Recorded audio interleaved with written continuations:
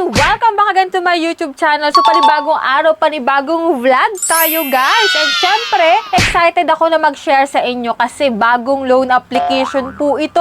Yes! Bagong loan application na naman. And hoping tayo na sana talagang bago at okay siyang utangan. Kasi dito, guys, Sapat Pera ang name niya. So, sana sapat talaga yung pinapalo niya at talagang okay siya. Kasi kung titignan mo sa kanyang ads, guys, no, meron siyang 80,000 na pinapaloan daw. And easy to operate, easy to understand functions, quick certification, only 5 steps. Yun yung nakalagay sa kanyang ads. And dito, bagong-bago pa lang siya, guys, kasi meron pa lang po siyang 275 ratings at 4.8 stars. So, ganun pa lang, kakaunti pa lang, no? And sana hindi siya nagpalit lang ng pangalan.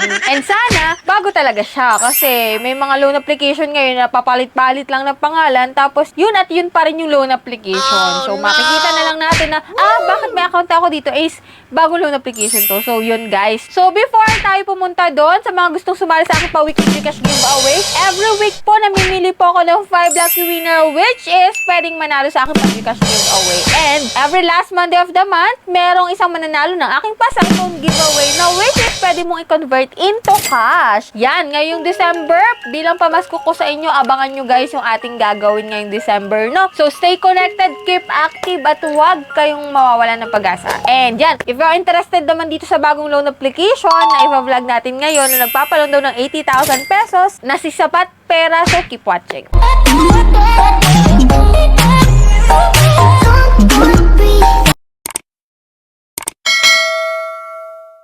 So, disclaimer no, hindi po tayo agent or promoter nitong si Sapat Pera. So, ako muna yung magta-try at ipapakita ko sa inyo kung anong meron sa application at kung talagang 80,000 yung kanyang pinapaload. So, bilang first time, magkano nga ba yung kanyang inio-offer sa atin? So, yan yung aalamin natin, guys. Ito nga pala is hindi available sa Google Play Store. Sa App Store lang po siya available. Ano? So, dito, guys, pagkakita ko sa kanyang features, pagka-login ko, 150 days daw. Pero, alam na natin yung mga gantong loan application, hindi talaga siya 150 days. So, check natin pa rin kung ilan yung loan terms niya, no? So, ang interest rate dito, guys, is 0.03% per day daw. And, low interest rate. Yes, low interest rate daw sila, guys. So, hoping tayo na mababa talaga interest nito. So, competitively low interest rate daw sila. So, check natin, guys, Sapat Pera. Enter ka dito ng iyong mobile number. Ang mag-get ka ng code. Yan, under siya ng Hinance. So, si Hinance na naman, guys, yung nag-text ng code natin. So, yan. So, makikita mo pa lang dito, guys, ha. Itong si Sapat Pera, ha. Si Bilis Pera pala. Kaya if ever man na may loan account ka kay Bilis Pera, naku, wag mo nang i-continue yung pag-apply dito kay Sapat Pera. Kasi si Sapat Pera po pala ay si Bilis Pera. Hay nako, nagpalit lang po pala to ng pangalan. Nandun pa lang ako sa excitement, pero biglang na-disappoint.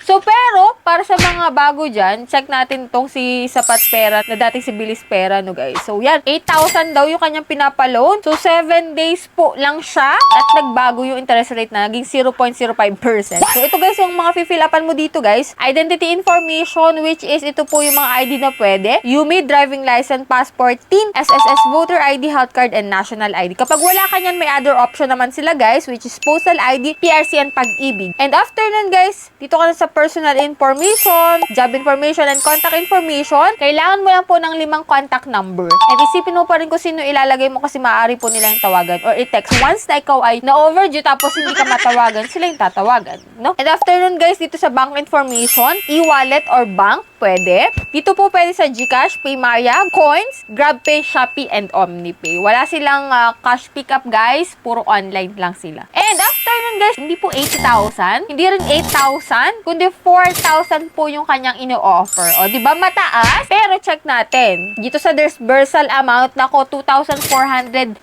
pesos na lang yung iyong marireceive. Tapos, repayment mo after 7 days, 4,000. Ang mga binawas po dito is processing fee na 1,266, interest fee na 26 pesos, at control service fee na 228 pesos. So, after 7 days, magbabayad ka na ng 4,000. Pero ang na-receive mo lang is 2,480.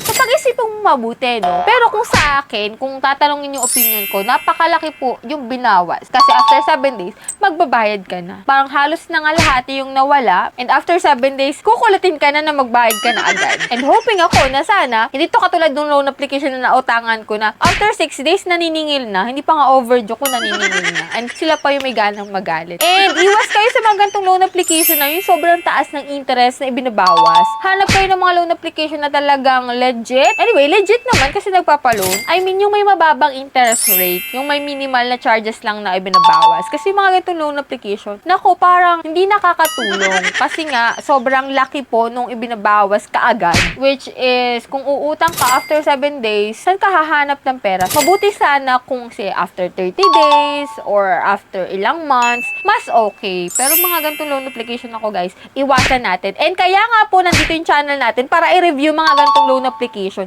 Yung mga bagong nag-e-exist na nagpapalit lang pala ng pangalan. Yan, alam na natin ngayon na si Sapat Pera po is si Bilis Pera. And sana, hindi na siya magpalit ng pangalan. So, sana nakatulong itong vlog na to para magkaroon kayo ng idea about dito kay Sapat Pera na bagong loan application daw. And that's it. Sa mga hindi pa dyan nakasubscribe sa aking YouTube channel, kindly click the subscribe button. I-on mo na rin po yung notification bell para updated ka sa ganitong usapan and sa mga bagong nag-e-exist ngayon na loan application. So, bye-bye naman na for now, guys. See you on my next vlog.